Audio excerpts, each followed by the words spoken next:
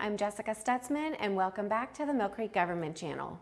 From vacancy to vibrancy, the Erie County Land Bank is rejuvenating our communities in Erie County through the transformation of vacant, abandoned, and deteriorated properties. Joining me today to discuss blight prevention is Erie County Land Bank Executive Director, Christy Mahaney. Christy, thank you so much for joining us here today. Thank you so much for having me. Well, I have seen your signs, the Erie County Land Bank signs, out and about in the community, and you know, a bell went off, and I was like, what is this? I want to research this a little bit further, and then share this with our viewers. So tell us, what is the Erie County Land Bank? So we get this question a lot because a lot of people think we're a bank. And we are not a bank, we're not a lending industry or anything like that. What we are is we are actually a quasi-governmental organization that is tasked with dealing with blighted properties throughout Erie County.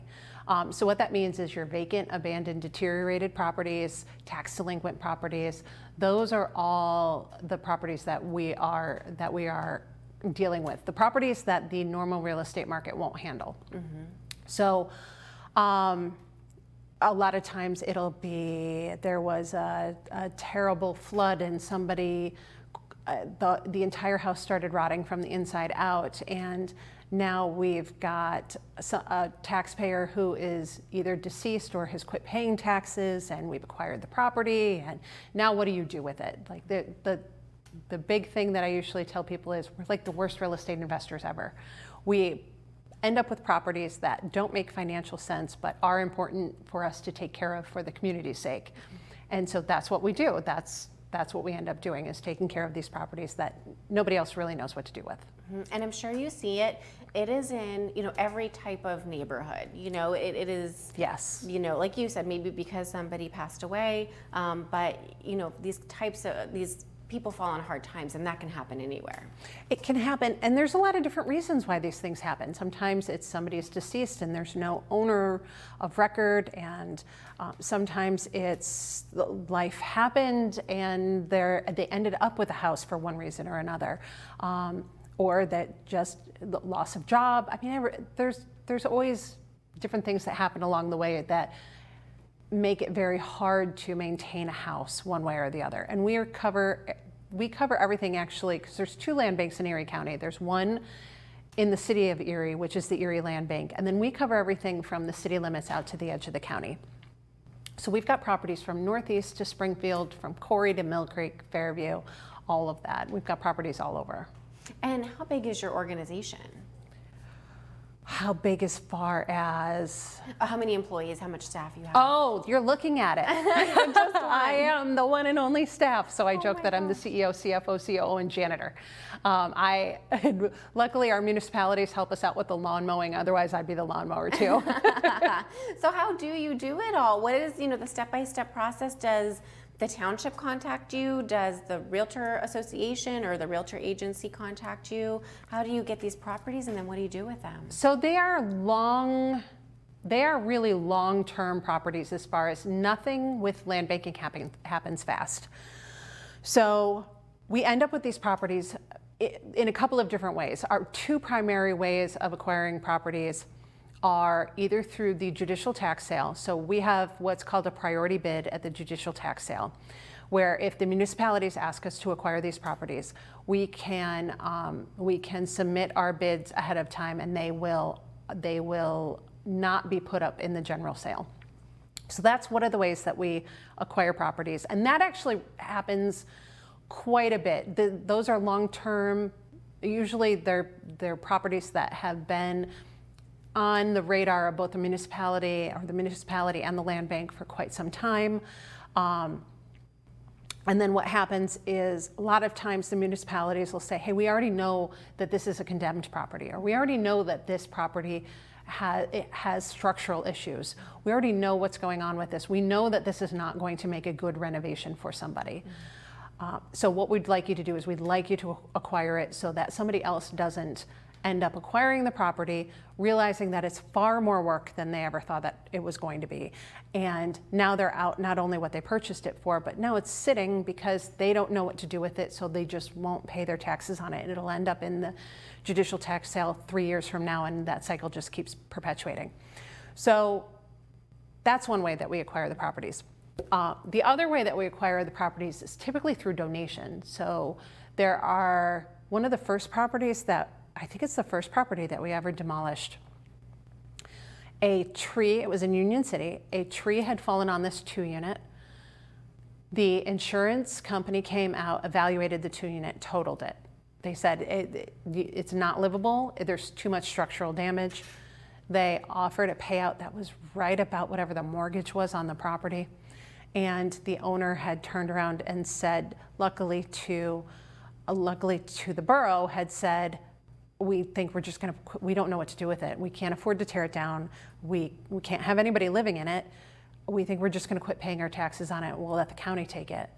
And luckily, Cindy Wells from Union City Borough had turned around and said, why don't you give Christy a call and see if the land bank will acquire it as a land bank property. See if the land bank will take it.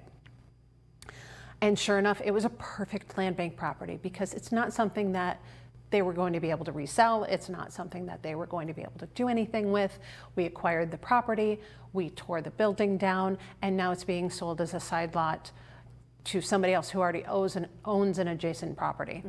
So that is one way. Through donation, we were actually able to acquire these properties that we would have eventually gotten anyway, but at least now it's not sitting vacant for 3 or 4 years until we can acquire it, tear it down, go from there.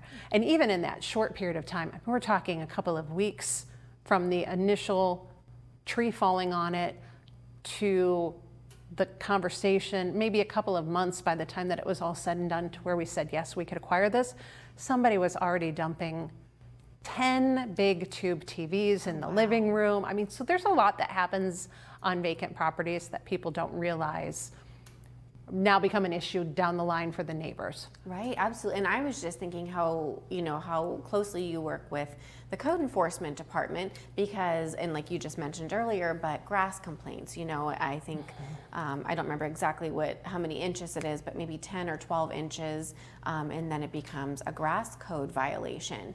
And so you probably see a lot of, well, like you just said, illegal dumping, a lot of violations that happen with these properties through code enforcement.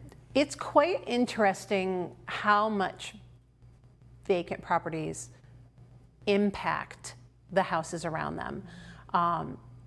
There's a property that we had in Albion that was very much impacting all of the surrounding houses to the point where it was causing, so there was a property in Albion that the neighbors were looking to refinance. One of the neighbors somewhere on the block was looking to refinance their house. And the property, the property that they were looking to refinance, they had invested money into, they had purchased some years before. They had really done some very nice improvements to it. So they went to refinance it because interest rates were low. And when the appraisal came back lower than they had purchased it for all of those years ago. Oh, no. 10, 12 years ago, however long ago it was. And so they had reached out to the bank and said, there's no way that this is happening, like something's wrong here, what's going on? And it turns out that the bank turned around and said, the issue is you have a blighted property across the street, down the block. You have a blighted property within a certain distance of you. And that is dragging the value of your house down. There are also issues with, it can be, if you're too close to a blighted property, insurance issues can come up. You can have an insurance company that says, we're not going to insure you because you are now at increased risk of fire or vandalism or just anything could happen, and we're not willing to take on that risk. So there's all kinds of different things that happen. Again, if the grass gets too high, the next thing you know, you've got illegal dumping. The next thing you know, you've got rodents and raccoons. The number of raccoons that were living in a particular house, the neighbors had started naming them because they were just going in and out of the upstairs windows. And nobody deserves to live next to something like that. No. And so you've had some success stories in Millcreek and outside of Millcreek, but that Millcreek, our police force was able to benefit from.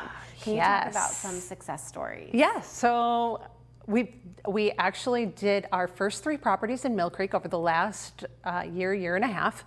So there was a vacant lot that we were able to acquire that was just kind of floating out there. Nobody really had it. It's not something anybody could build on, but we were able to acquire this vacant lot and then help Millcreek acquire that.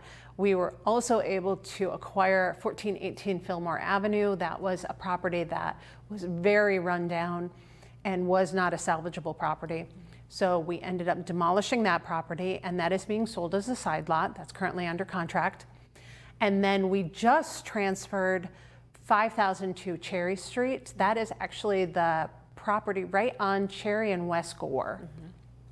And we had transferred that very recently, and that we weren't sure what was going to happen with that, because that intersection there is a little bit, it's interesting. You know, there's a little jig there. There's a little zigzag. Yeah. So they had asked us to acquire this and really look into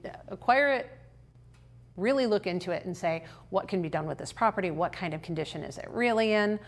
We had the whole property evaluated. We had somebody go through. They gave us an estimate on what it would take to get it back up to code. It was really in a lot better shape than we thought it was going to be. Oh, good. And we just transferred that to an investor who is renovating it. And I believe renovations have already begun on it. So we've really started to do that. In the meanwhile, our properties, whether we're renovating them or whether they're a demolition, we open those up to first responder training. So we have a lot of fire departments and police departments that train in our properties that don't have another place to train or really need additional places to train. That one on Cherry Street, Millcreek SWAT had used for, I believe, hostage negotiation training, which was a little alarming to some of the new neighbors who didn't see the signs posted, but it was very good for the community. It's very good for us. It's very good for Millcreek SWAT and the police and fire departments that take us up on those offers. Right, and it is real life, real experience in not like a stage or a fake house. This is a real house, and you don't know what's around the corner, and this is great training for them. Real life, real obstacles in the house. None of our houses, I always joke that we always get the fancy ones.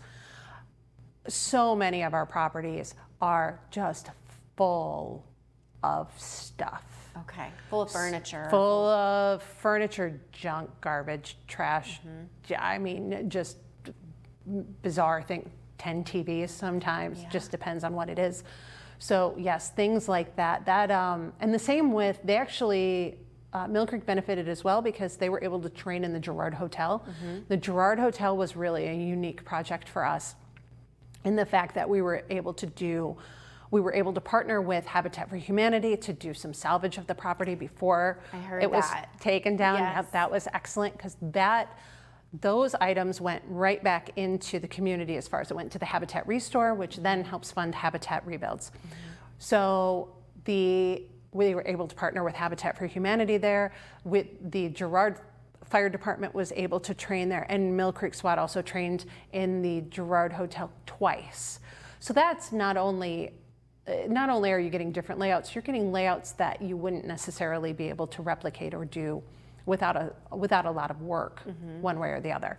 Well, I'm going to put my recycling coordinator hat on for a second and say how much I love that you were able to salvage things from the historic hotel, for the benefit of Habitat for Humanity, and then getting, those particular items back into people from the community who really cherish historical Erie items. Do you know some of the items that come out? I know sometimes it's, archways or it's stained glass. Was there anything in particular that's, that came out of that hotel that they were able to salvage? They actually kept a list for us. Okay. So they actually kept a list, and it was a whole sheet of just different items that they were able to salvage out of there. I mean, it was banister, like the old woodwork banisters, and they were able to actually take the windows. There were some vinyl windows that were in the front that were fairly newer, but they were able to get those out. I almost think there was a clawfoot tub, but I would have to double check. And that's so popular right now. All of that distressed look. I mean, gosh, if my house could fit a clawfoot tub, I would have taken it. They said there were several items that never even really made it off the truck. They never made it into the building. They made it off the truck and they were immediately gone someplace else. But it was really great to do that. And then we also ended up salvaging some of the bricks, quite a few of the bricks from the outside of the building to be used, because that lot was ultimately transferred to Gerard Borough for them to redo the intersection right there, because that was not a safe intersection for people to be walking on or traveling on. And so they were going to use some of the bricks for a variety of things, to do some pathways and to really honor that as best as we could. And also, I believe, for Dan Rice Days, but we'd have to check with Gerard Borough to see one way or the other. But yeah, like if we can reuse some of these items, it's kind of that old adage of using all parts of the orange. So you're not only utilizing the building as much as you can before it's torn down, but you're trying to salvage as much as you can out of that property before it comes down. And that's how we look at it with all the properties. It's unfortunate that some are so far gone that you really can't responsibly resuscitate them. Right. But what can we do with them before they end up coming down? Right. So your first option or avenue would be to renovate, and then if you can't, then you would go to demolish. So it's not like you're coming in and you're saying, demolish to every single home that you acquire. Yes. I joked with somebody and said, it's not like I'm driving down Main Street of any town looking for people to leave their houses just so that I can tear down buildings now. But we always begin with the end in mind. So what is the ultimate goal? What's the best end use for this property? What is really the highest and best use of this particular property for this community and their needs? Begin with that in mind. So in this case, the best end use was for it to be torn down and for all of the things that are going to be happening with that to be done.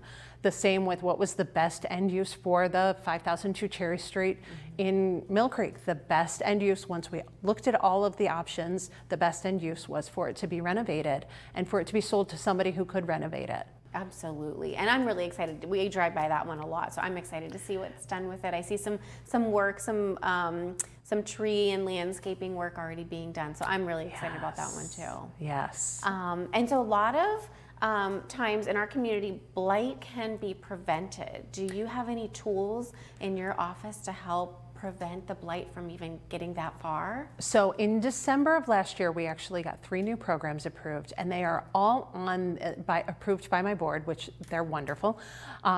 The 3 new programs that we are looking at implementing are all on the prevention side, because there are a lot of properties out there that are blighted that we don't have any enforcement power, as far as we don't have any teeth. We can't go out and turn around and say, hey, your house is determined to be blighted by the Erie County Land Bank, and so therefore we're taking it over. That's not how we operate. We only want vacant, abandoned, deteriorated properties. We typically only get them either through the donation, some sort of direct transfer, or through the judicial tax sale.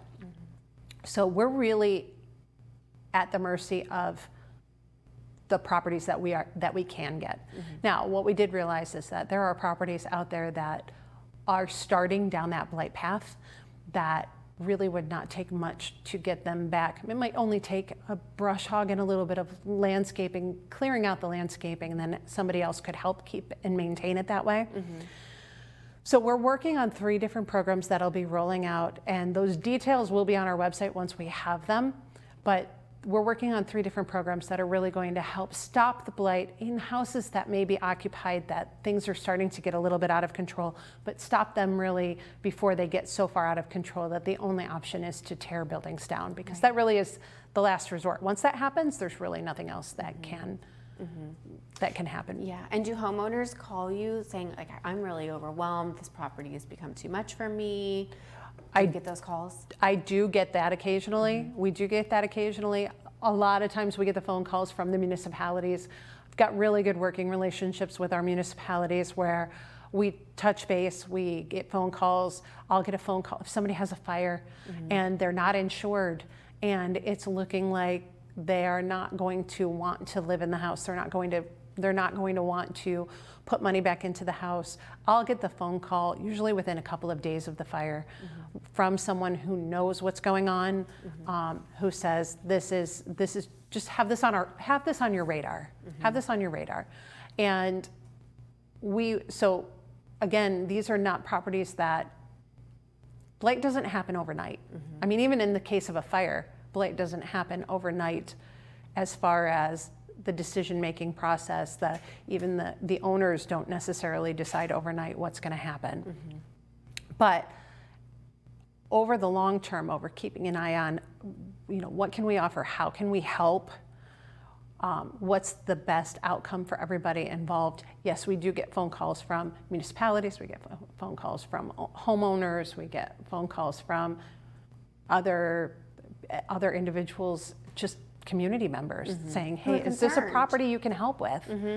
Hey, there's rats running into my yard. Right. So things, that the homeowner should take note of course, the roofing, windows, grass and landscaping, trees, anything else that seems to get out of hand quickly, or not quickly, but over time? I would say so one of the things that we're going to roll out is an educational series. There's a master homeowner program that we are modeling our educational series after, and I think that's going to be really beneficial because there's some homeowner education out there, but it's primarily based around how to buy a house. So there's a lot of classes that you can take that'll tell you how do you go about buying a house, how do you get the mortgage, the inspections, who do you need to talk to, what are the steps. The issue is, how do you take care of your house once you're in it? And who do you call? How do you qualify a contractor? What is important? What are the basics of the house? What should you look at? Even if you're not going to do the work yourself, what are the questions that you should ask? How information even on how to be a good neighbor and talking about insurance, all of those things, those are things that we are looking to roll out in 2023 so that people are really armed with that information where it doesn't feel so helpless, where all of a sudden your toilet's not flushing or something's leaking. Okay, how big of a deal is this? Is this something that you can fix yourself with a rubber washer? Is this something that you can fix yourself by nailing in the piece of wood that happens to be a little bit loose? Or is this something that you really need to call a professional on? Those are all things that we are hoping to arm homeowners with so that they feel more capable and it's not so overwhelming and it's not so scary moving forward. And those things all help prevent blight. When you get a little hole in your roof and the water starts coming in, that can wreak havoc in no time. Yes, and what I've heard about water is where you think it's coming from, it's not. It's never coming from. It's so fluid. It's never coming from where you think it's coming from. Right. No, in home ownership, it is so much work. And I always say when it rains, it pours. When the furnace goes, so does the toilet and something else. It all happens at once. Yes. So. I mean, even me, I was being proactive and we needed some floor. Our toilet had started leaking and our floor got ripped up and the plumber came in and did all of this stuff. And he's like, just pick out some new flooring. And I said, okay, great. And I thought, it's wintertime and I have the day off. I'll rip up the old flooring. I'm capable. And I started ripping up the old flooring and I got into the last 18 inches of shoe molding and I pulled it out, and it's in my laundry room, and I had pulled it out the last little bit of shoe molding, and the nail comes out of the wall and water came out with it. And I've lived in my own home for almost 20 years now. I immediately, every thought I had left my body. Like I suddenly knew nothing. Yeah. I mean, you're looking at it and you've got your molding, you've got your trim that's wooden trim, and all of a sudden water is shooting out of it. Like what do you do? Like, how do I stop this boat from sinking? Yes, and I'm immediately going, and it was a new house to us. I didn't know where the water shutoff was. Yes. So it was an immediate panic situation. And at the time I was like, who do we even call? And my husband had reminded me that, oh, hey, we're friends with plumbers. They were literally just out here. And you're going, oh yes, that's right. So there's those situations that happen to all of us. Oh, yes. Whether you've been in your house for a week or Yes. whether you've been in your house for 50 years, they happen to all of us. Absolutely. Well, Christy, our time is just about coming to a close here. And so I want you to share with everyone your contact information. How do we get in touch with you? Where do we learn more information about these classes and these programs that you're going to be starting? So the best place to learn about more information about what we're doing would be to go to our website at the eriecountylandbank.org. And so that's just eriecountylandbank.org. And we'll have information posted. We'll have links for things that website's constantly being updated and revamped. That is the best source of information. Wonderful. Well, thank you so much for being here with us and really talking about all things blight and how we can improve our own properties, or just how this program works, and again, what is maybe going to happen to that house down the road that we're all concerned about. Yeah. Well, thank you for having me. Viewers, I think we learned so much here today about the Erie County Land Bank. I know that I'm going to tune into their website to find more about their programs about home renovations and how to be a good homeowner. I know it's something that I can certainly learn from. We've all had those mishaps where you just don't know where to turn to. So I want to thank Christy and the organization for being here, and you for tuning in to the Millcreek Government Channel. Until next time, have a great day.